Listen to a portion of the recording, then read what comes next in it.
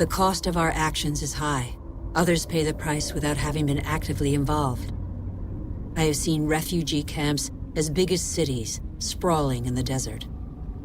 How many men, women, and children will be left by the wayside tomorrow? Must we always build walls to break the chain of human solidarity, separate peoples, and protect the happiness of some from the misery of others? It's too late to be a pessimist. I know that a single human can knock down every wall. It's too late to be a pessimist. Worldwide, 4 children out of 5 attend school. Never has learning been given to so many human beings. Everyone, from richest to poorest, can make a contribution. Lesotho, one of the world's poorest countries, is proportionally the one that invests most in its people's education. Qatar, one of the world's richest states, has opened its doors to the best universities. Culture, education, research, and innovation are inexhaustible resources. In the face of misery and suffering, millions of NGOs prove that solidarity between peoples is stronger than the selfishness of nations. In Bangladesh, a man thought the unthinkable and founded a bank that lends only to the poor. In 30 years, it has changed the lives of 150 million people. Antarctica is a continent with immense natural resources that no country can claim for itself, a natural reserve devoted to peace and science. A treaty signed by 49 states has made it a treasure shared by all humanity. It's too late to be a pessimist. Governments have acted to protect nearly 2% of the world's territorial waters. It's not much, but it's 2 times more than 10 years ago. The first natural parks were created just over a century ago. They cover over 13% of the continents. They create spaces where human activity is in step with the preservation of species, soils, and landscapes. This harmony between humans and nature can become the rule, no longer the exception. In the United States, New York has realized that nature does for us. These forests and lakes supply all the drinking water the city needs. In South Korea, the forests have been devastated by war. Thanks to a national reforestation program, they once more cover 65% of the country. More than 75% of paper is recycled.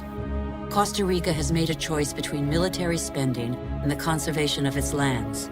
The country no longer has an army. It prefers to devote its resources to education, ecotourism, and the protection of its primary forest.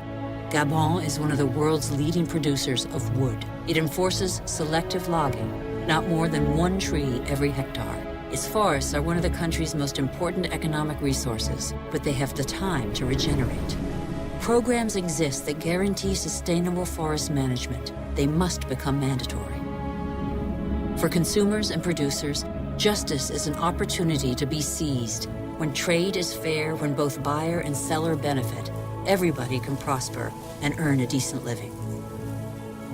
How can there be justice and equity between people whose only tools are their hands and those who harvest their crops with a machine and state subsidies? Let's be responsible consumers. Think about what we buy. It's too late to be a pessimist. I've seen agriculture on a human scale.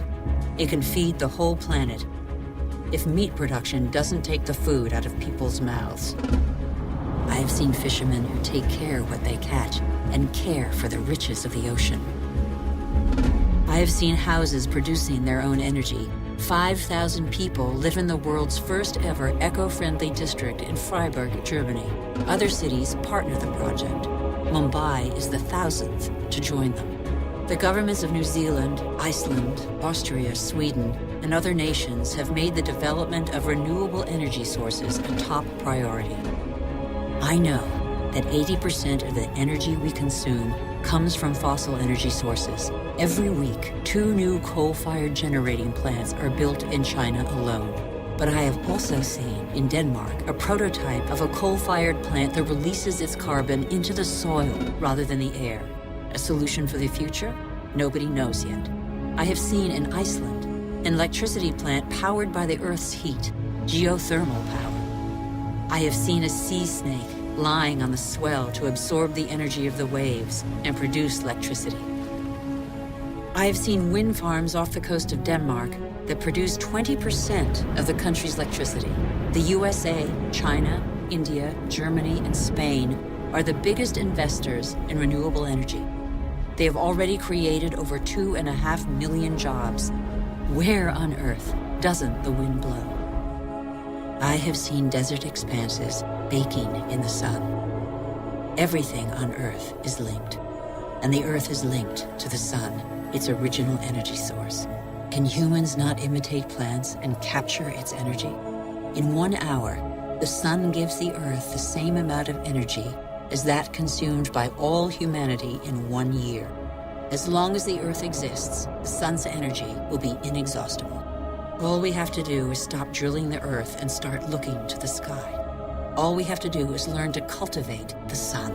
All these experiments are only examples, but they testify to a new awareness. They lay down markers for a new human adventure based on moderation, intelligence, and sharing.